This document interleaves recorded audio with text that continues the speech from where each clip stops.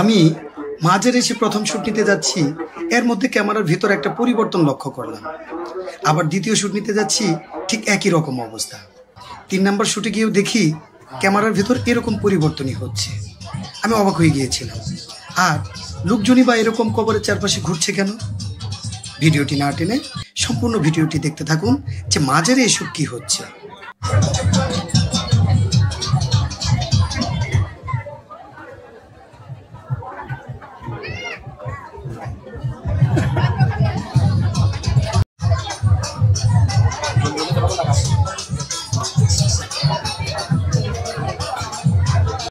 আপনারা এই লোকটিকে চিনতে পারতেছেন কিনা?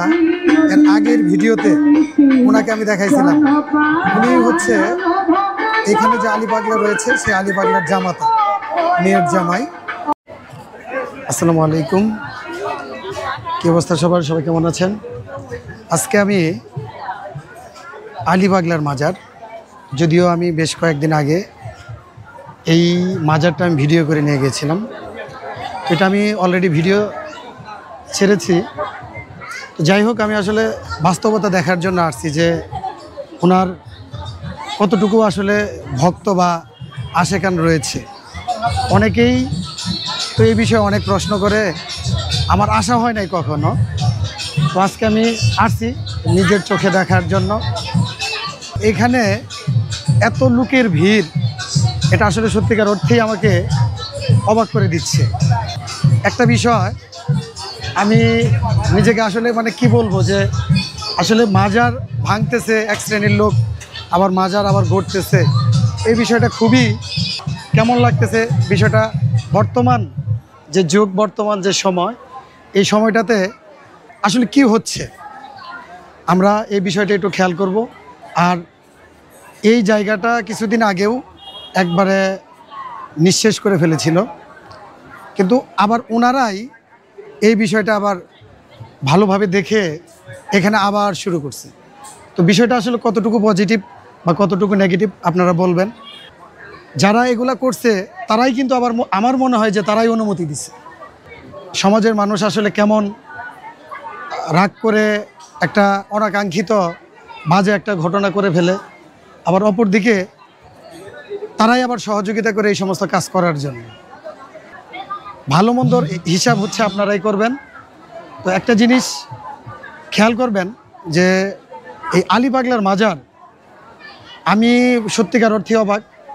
আমি বারবার বলছি যে যদিও আমি পার্শ্ববর্তী এলাকায় থাকি, কিন্তু এখানে কখনো আসা হয় না। এত পরিমাণ লোক এইখানে, যে ভিড়ের এত ভিড়, যে এই ভিড়ের জন্য এখানে আসাই যাচ্ছে না। তো আমি একরকম লোক সরাই দিয়ে এখানে আসতে হইল। তো এটা আমার কাছে সত্যি একটা অবাক লাগছে।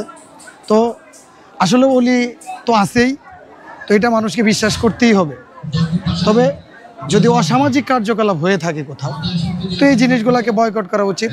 তবে আমি এখানে কোনো পরিবেশ নষ্ট, কোনো পরিবেশ দেখলাম না। এখানে সবাই দেখতেছি যে তার জন্যেই, তার উদ্দেশ্য করে এখানে আসছে। তো তার প্রতি যে ভক্তি শ্রদ্ধা, সেটাই দেখাচ্ছে। তো যাই হোক, আপনারাও দেখলেন ভিডিওতে, যে দেখেন কি পরিমাণ মানুষ। আরও আপনাদেরকে যদি আমি দেখাতে চাই, সামনের দিকে আপনারা একটু আগালে টের পাবেন যে একটা জিনিস খেয়াল করেন, যে আপনার কত এরিয়া নিচে এই জায়গাতে, আর কি পরিমাণ লোক। আমার বুঝে আসতেছে না যে আসলে সত্যিকার অর্থেই এই পরিমাণ লোক এখানে কিভাবে আসে।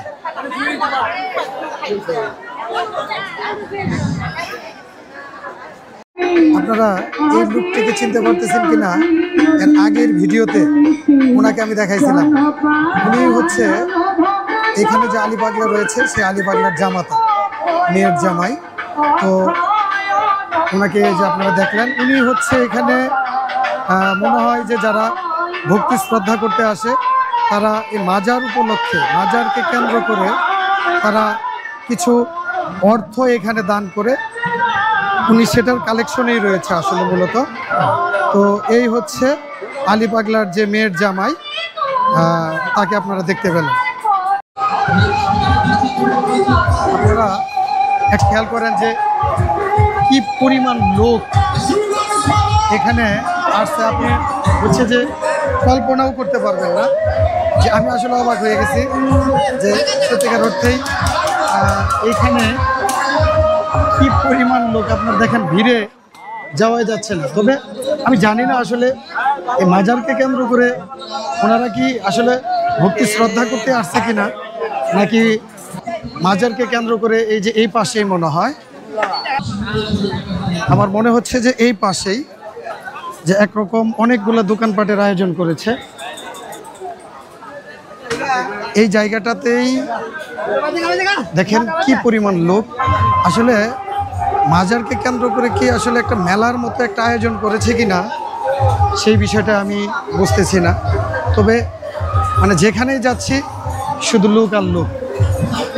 দেখেন এই যে এখানে এই মাজারকে কেন্দ্র করে ঘড়ির দোকান, ঘড়ি চশমার দোকান, এ পাশে হচ্ছে বাচ্চাদের খেলনার আইটেম। আপনারা মানে আমি কি বলবো যে ভক্তি শ্রদ্ধা করার জন্য আসছে, নাকি ওনারা হচ্ছে যে এরকম একটা গ্রামীণ মেলার মতো যে আয়োজন, সে গ্রামীণ মেলাতে আসছে কিনা, এটা হচ্ছে যে আমি কি বলবো। এই যে এখানে হচ্ছে আচারের দোকান, এখানে বিভিন্ন প্রকারের আচার পাওয়া যাচ্ছে। এই জিনিসটা আপনারা দেখেন যে আসলে সত্যিকার অর্থেই অবাক করার মতো একটা বিষয় যে এখন রাত 12টা বেজে গেছে, লোকজনের ভিড় যেন কমছেই না। এখানে সুন্দর সুন্দর দোকানপাট সাজিয়ে একটা কীরকম যেন একটা মেলার আয়োজন করেছে, একটা গ্রামীণ মেলা। আমার বিষয়টা দেখে ভালোই লাগলো, এত লোকের গণজমায়েত। কিন্তু আসলে মাজারকে উদ্দেশ্য করে কেন? মাজারটা হচ্ছে তো পবিত্র একটা জায়গা।